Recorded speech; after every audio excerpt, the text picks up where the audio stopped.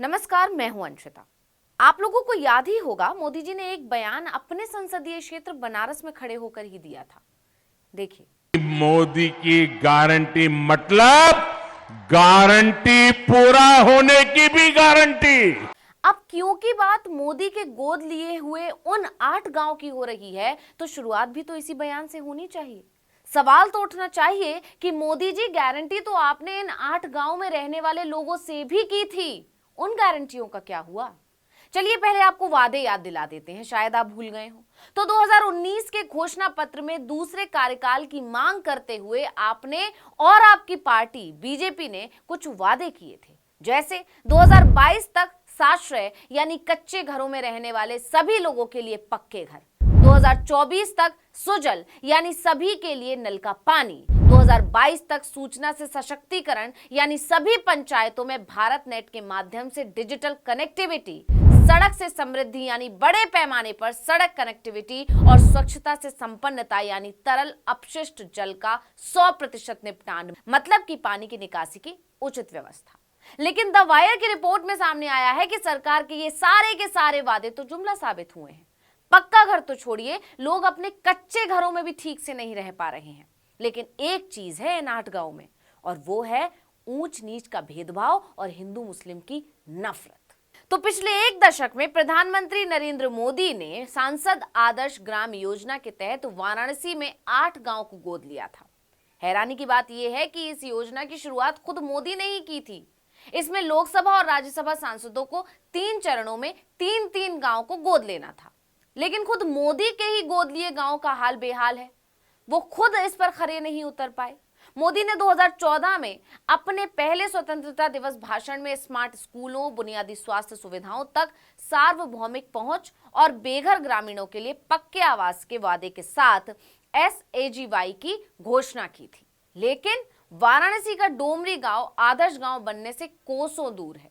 घर के अभाव में हरिजन बस्ती के ज्यादातर परिवारों का कहना है कि वो मानसून में प्लास्टिक के नीचे रहते हैं और बाहर सोते समय मच्छरों से सुरक्षा के लिए एक पतले कपड़े से खुद को ढक लेते हैं।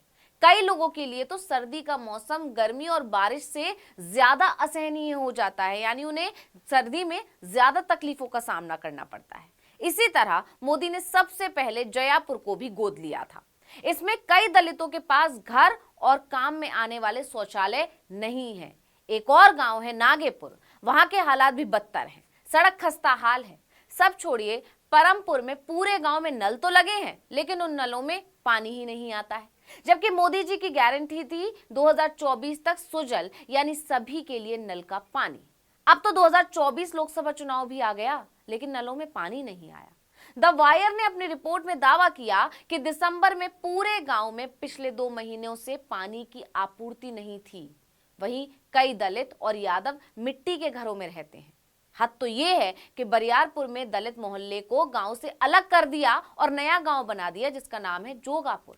बरियारपुर में तो सुविधाएं हैं, लेकिन जोगापुर में कई दलितों के घर नल नहीं है। हैंडपंपों का पानी बहुत गंदा है। हालांकि कुछ को इंदिरा आवास योजना के तहत घर मिल गया है। इसी तरह ककरिया भी एक गांव है। यहाँ के लोगों का तो ये कहना है कि मोदी द्वारा गोद लेने से पहले भी उनकी स्थिति बेहतर थी। दरअसल इस गांव में कई लोगों के पास नल, पानी और पक्के घर हैं। हर घर शौचालय का वादा भी तो मोदी सरकार ने ही किया था, जबकि अब असलियत ये है कि शौचालय या तो है ही नहीं, और हैं भी तो उनकी हालत बदतर है। जानकारों का कहना है कि उनका काम में ना होना लाजमी है, क्योंकि इतने कम पैसे में शायद ही कोई अच्छा शौचालय बनाया जा सकता है। इसी तरह प्रधानमंत्री आवास योजना में ठीक ठाक घर बनाने के लिए सब्सिडी जो आती है वो पर्याप्त नहीं है, पूरी नहीं पड़ती है। मतलब सरकार की तरफ से कम पैसा दिया जा रहा है, इसलिए बस खाना पूर्ति की जा रही है। नतीजा, ना शौचालय सही बन रहे हैं, ना ही नलों में पानी आ रहा है, ना ही घर बन पा रहे हैं। हालत यह है कि किसी के पास टूटे दरवाजे वाला शौचालय है तो उनके पास कोई घर नहीं है। किसी के पास घर और शौचालय नहीं है, लेकिन नल है जिसमें दिन में 3 बार पानी आता है। लोगों को किफायती आवास उपलब्ध कराने के लिए मोदी सरकार ने इंदिरा आवास योजना को प्रधानमंत्री आवास योजना के नाम से नया स्वरूप दिया था, जिसमें 2022 तक लोगों को सब्सिडी के माध्यम से किफायती आवास उपलब्ध कराने थे। हालांकि अब 2024 आ चुका है, लेकिन योजना अब तक अधूरी है। एक रिपोर्ट के मुताबिक सरकारी आंकड़ों से पता चलता है कि देश भर में कुल 5,13,654 घर पूरे होने के बावजूद खाली पड़े हैं। इसके अलावा एक संसदीय स्थायी समिति ने अब जो रिपोर्ट जारी की उसमें दिखा कि जल्दबाजी में बुनियादी सुविधा ना हो, लेकिन घरों का ढांचा खड़ा होते ही उसे पूर्ण निर्मित घर में गिन लिया जाता है। यानी घर बना नहीं है लेकिन उसे बता दिया है कि वो पूरा बन चुका है। PMAY योजना में उत्तर प्रदेश सबसे ज्यादा आवंटन पाने वाले राज्यों में से एक है। इसके साथ ही उसे योजना के तहत अतिरिक्त फंड भी मुहैया कराया गया था। इसके बावजूद यूपी के गांव में कई लोग अभी भी मिट्टी के घरों में रह रहे हैं, जिनमें मोदी के गोद लिए गए गांव के लोग भी शामिल हैं। मोदी की एक और गारंटी याद दिलाते हैं आपको, नल से जल कार्यक्रम। इसके तहत मोदी सरकार ने 2024 तक हर घर में पाइप से पानी का कनेक्शन देने का वादा किया था। हालांकि एक अनुमान के मुताबिक 100% कवरेज के वादे के बावजूद 2024 तक 4 घरों में से केवल 3 में ही पीने के पानी का नल कनेक्शन हो सका है। सरकार के अपने ही आंकड़े बताते हैं कि करीब 5% घरों में तो काम भी शुरू नहीं हुआ है। वहीं कई गांवों में पाइप तो है लेकिन उनमें पानी नहीं है। द वायर के मुताबिक मोदी के गोद लिए गांव पूरे गांव और परमपुर में नलों में पानी नहीं है। पूरे गांव में पानी का कनेक्शन कभी हुआ ही नहीं। परमपुर के निवासियों को 2 महीने से पानी नहीं मिला है और बरियारपुर से अलग होकर बना जोगापुर में तो नल ही नहीं है, तो पानी कनेक्शन कहां से आएगा। अब एक और गारंटी की बात करते हैं, सूचना से सशक्तिकरण। इसके माध्यम से 2022 तक भारत की सभी पंचायतों में डिजिटल कनेक्टिविटी लाने का वादा भी जुमला साबित होता दिख रहा है। कहने को तो भारत की 2.5 लाख ग्राम पंचायतों में से लगभग 2 लाख ग्राम पंचायतें भारत नेट के माध्यम से जुड़ चुकी हैं। लेकिन हम एक बात यहां साफ कर देना चाहते हैं कि इसका मतलब ये बिल्कुल नहीं है कि इन ग्राम पंचायतों में इंटरनेट काम कर रहा है। नरेंद्र मोदी के गोद लिए हुए गांव में सड़कों की हालत भी खस्ता है। जब मोदी ने इन गांवों को गोद लिया था तो सड़क चौड़ीकरण कार्यक्रम को मंजूरी दी गई थी, लेकिन मोदी जी गारंटी देकर शायद भूल गए, क्योंकि सड़कें तो पहले जैसी ही हैं और दिन पर दिन इनकी हालत खराब ही होती जा रही है। स्वच्छ भारत अभियान की भी हवा निकलती दिख रही है, क्योंकि कई शौचालय पूरी तरह से उपयोग से बाहर हो चुके हैं, क्योंकि या तो उनमें छत नहीं है या उनके सीवर वाले गड्ढे भर गए हैं, जिससे वो बेकार हो गए हैं।